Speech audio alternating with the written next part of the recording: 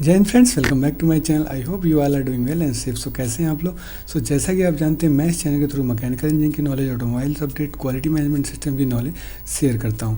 Link description box में मिलेगा, देखें, लर्न करें और ग्रो करें। ओके, अगर चैनल पर नए हैं तो अभी सब्सक्राइब करें, ऑलरेडी किया तो अपने फ्रेंड्स के साथ शेयर करें ताकि उन्हें भी ज़्यादा से ज़्यादा बेनिफिट हो सके।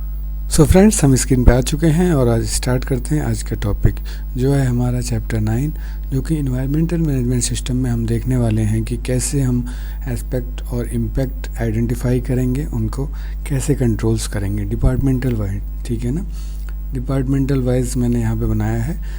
2-3 डिपार्टमेंट्स का मैंने एग्जांपल लिया है और बाकी में आप इसी बेस पे आप भी खुद भी एस्पेक्ट इम्पैक्ट आइडेंटिफाई और कंट्रोल्स कर सकते हैं। ठीक है ना, तो बहुत ही केयरफुल देखिएगा, बहुत ही काम आने वाली ये वीडियो है और आपको ये आपके प्रैक्टिकली आपके इम्प्लीमेंटेशन, जो इन्वायरमेंटल मैनेजमेंट सिस्टम के इम्प्लीमेंटेशन में भी काम आने वाला है।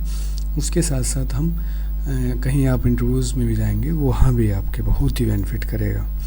ओके, सो स्टार्ट करते हैं, जो कि हमारा है environmental management system ISO 14001 2015 revision. Okay, so let's start करते हैं। ये है जो हमारा एस्पेक्ट्स और इम्पैक्ट्स का जो है कि severity, probability and detection mechanisms जो है उसका स्केल है। ठीक है ना, कैसे आपको वेटेज देना है। ठीक है ना, RPN जो हम कैलकुलेट करते हैं उसको कैसे हम सीरियसनेस मीन्स उसको कैसे हम वेटेज देंगे ताकि हम उसका एस्पेक्ट्स का इम्पैक्ट्स पे कंट्रोल्स लगाएंगे। सीरियसनेस हमें पता होगा, वो कैसे पता होगा, वो RPN नंबर्स पे होगा। ठीक है ना, जो हमारा रिस्क रेटिंग्स नंबर होता है उसका। तो ये टेबल्स है, ठीक है ना, वो क्राइटेरिया है कि आपको कैसे करना है। तो आप इसको अच्छे से रीड करें, ब्रीफ में मैं आपको समझा देता हूँ। ठीक है ना, ये स्केल है, आप देख पा रहे हैं, ये स्केल है, ये सेवेरिटी है, ये प्रोबेबिलिटी है और ये डिटेक्शन मैकेनिज्म है। अगर आप FMEA किए होंगे तो आपको बहुत अच्छे तरीके से पता होगा ये कैसे करते हैं। सिमिलरली हम क्वालिटी मैनेजमेंट सिस्टम में भी जो रिस्क असेसमेंट्स करते हैं वो भी हमारा ऐसे ही होता है। ठीक है ना, यहाँ पे वेटेज आएगा। ओके, तो एक देखते हैं यहाँ पे जो हमारा है विद इन वर्क स्टेशंस। ठीक है ना, जो हमारी एस्पेक्ट्स है विद इन आपके वर्क स्टेशंस एरिया है, तो उसका सेवेरिटी क्या होगा, small release of non toxic और लो लेवल ऑफ नॉइज़। ठीक है ना, सेवेरिटी लेवल ये होगा। प्रोबेबिलिटी क्या होगा, एनुअली बट नॉट मंथली। ठीक है ना, डिटेक्शन मैकेनिज्म क्या होगा, last for less than 1 hour. ठीक है ना, डिटेक्शन लेवल ये होगा। तो हम इसको वेटेज क्या देंगे, 1 देंगे। ठीक है ना, नेक्स्ट देखते हैं इसमें क्या है, विद इन डिपार्टमेंट। अभी हमने with in station, with in work areas देखा, अब आगे विद इन डिपार्टमेंट। इसका सेवेरिटी होगा high release of non toxic और मीडियम लेवल ऑफ नॉइज। ठीक है, जो प्रोबेबिलिटी होगी वो होगी monthly but not weekly. Detection mechanism हो सकता है आपका लास्ट फॉर 1 to 8 आवर्स। इसका हम वेटेज क्या देंगे, 2। ठीक है, इट्स क्लियर। नाउ नेक्स्ट जो होगा विद इन और फैक्ट्री प्रोमिस, मतलब आपके ऑर्गेनाइजेशन में, within your organisation severity क्या होगा, small release of toxic, hazardous, flammable और हाई लेवल ऑफ नॉइस। ये अब थोड़ा सीरियस हो रहा है। Okay, weekly but not daily. फिर इसको अगर डिटेक्शन लेवल की बात करेंगे तो 8 to 24 आवर्स में डिटेक्शन लेवल हो सकता है। इसका वेटेज हम देंगे 3। ठीक है, नेक्स्ट जो होगा within 5 kilometres of your factory around nearby. Okay, so ये एरिया इंक्रीज हो रहा है तो इसकी सेवेरिटी और ज़्यादा हाई होगी।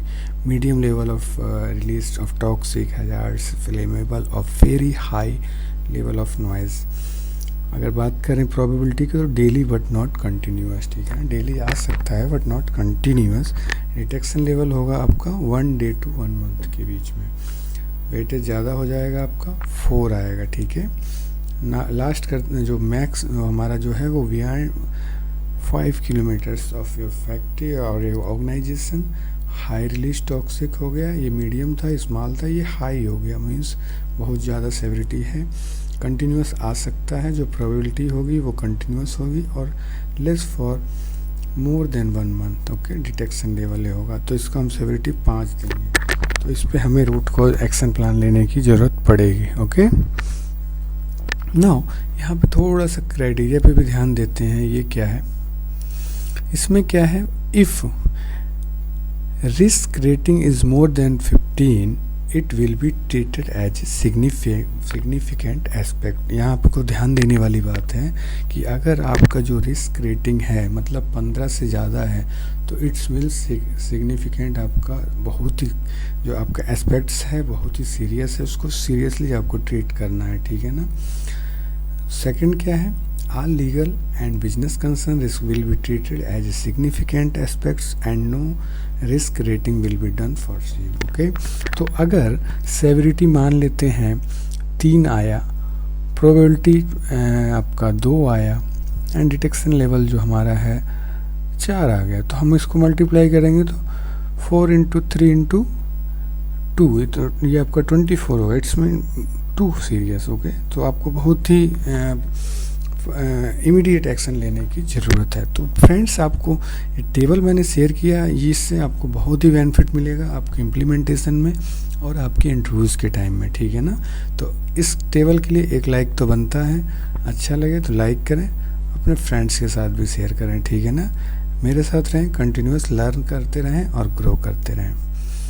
सो अब देख लेते हैं डिपार्टमेंटल वाइज एक मैंने यहाँ पे सीट बनाया है जो कि आपको अच्छा लगेगा और कॉन्सेप्ट क्लियर होंगे, ठीक है ना। तो अगर हम यहाँ पे देखते हैं इम्पैक्ट्स का है और आपका यहाँ पे असेसमेंट्स है जिसमें आपका severity, probability and detection level, ठीक है ना। ये 3 आपका इम्पोर्टेंट है जो कि आपको रेटिंग इसी बेस पे देना है, ठीक है ना। अब हम देखते हैं एक्टिविटी। हमारा डिपार्टमेंट हमने लिया है परचेज, ठीक है ना। तो परचेज में एक्टिविटी क्या होती है, ऑफिस एक्टिविटी। परचेज में कोई काम नहीं होता, ऑफिस पेपर वर्क्स वगैरह होता है। तो इसमें क्या क्या आ सकता है, ठीक है ना। Normal, abnormal and emergency 3 condition है यहाँ पे। तो एस्पेक्ट्स पहले हम आइडेंटिफाई करते हैं क्या क्या एस्पेक्ट्स हैं, ठीक है ना। तो यूज ऑफ इलेक्ट्रिसिटी, तो ये किस में आएगा, आपका नॉर्मल में आएगा। पहले एस्पेक्ट्स देख लेते हैं परचेज में जो ऑफिस एक्टिविटी में क्या क्या आते हैं। यूज ऑफ पेपर, ये भी नॉर्मल्स में आते हैं। यूज ऑफ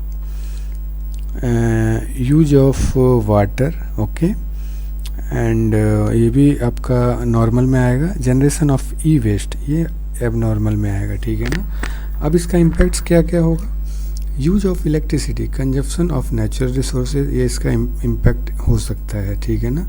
इलेक्ट्रिसिटी यूज करेंगे आपका नेचुरल रिसोर्सेज पे इफेक्ट डालेगा, ठीक है। उसके बाद कंजप्शन ऑफ नेचुरल रिसोर्सेज, जो पेपर हम यूज कर रहे हैं वो भी आएगा, ठीक है। और वाटर यूज कर रहे हैं वो भी आपका नेचुरल रिसोर्सेज से लिंक है। और जनरेशन ऑफ ई वेस्ट जो होगा वो लैंड कंटिन्यूएशन से बिलोंग करता है।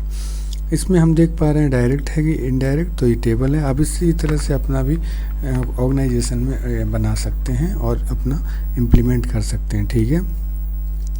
इम्पैक्ट कहाँ कहाँ डालेगा वो हम इसमें यस लिख सकते हैं, जैसे कि जनरेशन ऑफ ई वेस्ट, ठीक है ना। तो किस में डालेगा, ये लैंड कंटिन्यूएशन पे, ठीक है।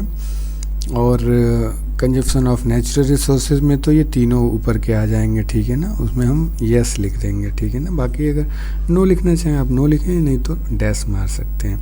एयर पोल्यूशन कर रहा है तो हम वहाँ भी यस लिख सकते हैं, ठीक है ना। अगर नॉइज़ का आता है तो हम उसमें नॉइज़ पोल्यूशन डालेंगे, वाटर पोल्यूशन है तो वाटर पोल्यूशन, ओके। उसके बाद अब चलते हैं ओवरराइटिंग क्राइटेरिया में क्या है, लीगल कंसर्न से है, बिजनेस कंसर्न है वो भी हम एक बार आइडेंटिफाई करेंगे, इंटरेस्टेड पार्टीज से रिलेटेड है कंसर्न है तो वो भी आएगा। अब जाते हैं जो हमारा मेन एजेंडा है कि हमें severity, probability and detection mechanism को कैसे मेजर करना है। तो अब यहाँ देख लेते हैं, ये यूज ऑफ इलेक्ट्रिसिटी हमारा है जो कि सिग्निफिकेंट एस्पेक्ट है। इसमें हमें एक्शन प्लान लेने की ज़रूरत है, क्योंकि ये अगर इलेक्ट्रिसिटी यूज़ है तो अभी तो हमने यहाँ पे नॉर्मल में डाल सकते हैं, बट अगर ज़्यादा कंजम्पशन हो रहा है तो हम यहाँ पे दे सकते हैं रेटिंग, उसके अकॉर्डिंग हम इलेक्ट्रिसिटी सेविंग कर सकते हैं, ठीक है ना। तो अभी तो नॉर्मल यूज है ऑफिस में, तो हम इसको डाल दिए हमने ऐसे ही नॉर्मली टाइप में, ठीक है।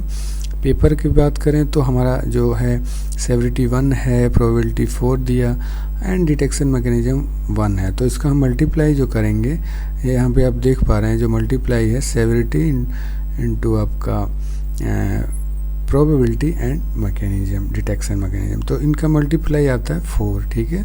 It means okay, it's not serious aspects, okay. Same इसका भी ऐसे ही है।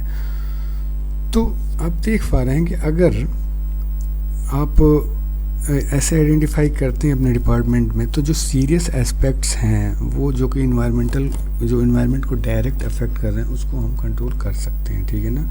इस टाइप में आप प्रोडक्शन एक्टिविटी में भी कर सकते हैं, किसी भी डिपार्टमेंट में आप कर सकते हैं। तो मैंने यहाँ पे कुछ एग्जाम्पल दिया है, मार्केटिंग में भी है, ये भी जो कि है ऑफिस एक्टिविटी है। तो ऐसे ही हमने यहाँ पे दिया, आप देख पा रहे हैं, use of electricity, paper, water and generation of e waste.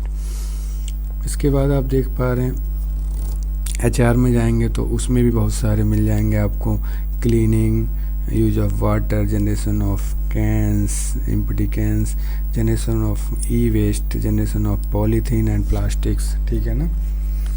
तो ये सब आप देख पा रहे हैं कितना मतलब बेहतरीन तरीके से हमने आइडेंटिफाई किया है। आप किसी भी डिपार्टमेंट में इस बेस से आप कर सकते हैं, ठीक है ना, आइडेंटिफाई कर सकते हैं और उसके कंट्रोल्स कर सकते हैं, ठीक है ना। यहाँ पे देख पा रहे हैं, यहाँ पर RPN 12 तक है, तो 12 पर मतलब ठीक है, नो इशू, आपको इतना सीरियस नहीं है। सीरियस आपको कब अलर्ट होना है, रेड लाइट कब जलेगी, जब 15 से ऊपर जाएगा, ठीक है ना। ऐसे ही मैंने यहाँ पे office activity support, customer supports का भी लिया है, उसका भी हमने फाइंड आउट किया है, ठीक है ना। तो फ्रेंड्स ऐसा नहीं है कि ये आप किसी भी डिपार्टमेंट्स में आप कर सकते हैं, ये तो जस्ट फ्यू एग्जांपल्स था आपके लिए।